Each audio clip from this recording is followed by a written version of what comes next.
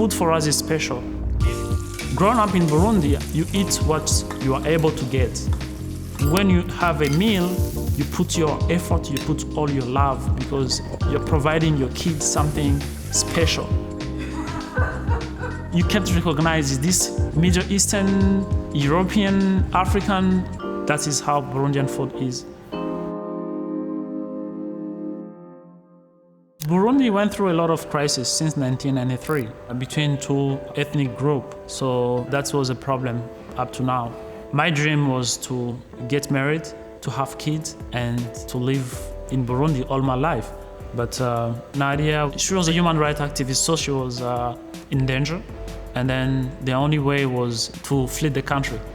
That is hard, because if you both apply, you reduce the chance to get a visa. So Nadia came from Burundi to Detroit. She's a brave woman. And then after 3 months, she found she was pregnant with twins. I tried all the way you can to get a visa, but you can't. First time, I got denied. Second time, I got denied. It took me almost 2 years and 9 months to come here. So I saw my kids for the first time, they were 2 years old. I started applying around Detroit to get a job, but I couldn't speak English. So I ended up in a factory. I was working hard, 7 days, 12 hours shift. It was hard for me. I was like, I don't see my future here. So as I have a background in the restaurant business back home, and then Nadia, she's an amazing cook, I was like, why not? Happy Mother's Day! Thank you for being the best mother ever. We love you. Me and Nadia dreaming this crazy project just after 1 year coming to US was a lot. We sacrificed a lot of effort in this business. You have to keep fighting for your dream. It's not easy, but it's possible. 2017, we applied in #Detroit contest. Next step was to tell people to vote. But we didn't have any friends or connection in Detroit. We was out of social media because of our status. Who would vote for us? This is how we organized the first pop-up.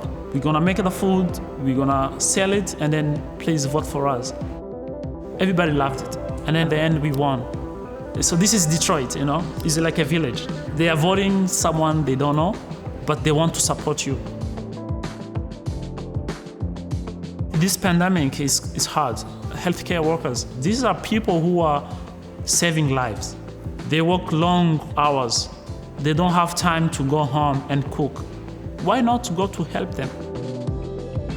We don't have that much things to give now. We are struggling even to get a kitchen, but we want to do this.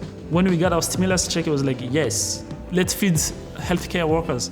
And then after that, a friend of ours was like, hey, different people are donating, so can you cook for healthcare? I was like, yes. People will all the time remember what you're giving in this moment, especially when you don't have a lot to give. This is why we are doing what we are doing. Not only inspire other people, but show the example to our kids, the next generation. Everybody has a small thing to give. This city has given us everything. Refugees from Burundi, from Africa, immigrants, Muslim, Black. In a short time, we are owning a business, being together, doing something we love, giving back to the community. This is like a therapy. We're healing now. This is home. We don't feel alone.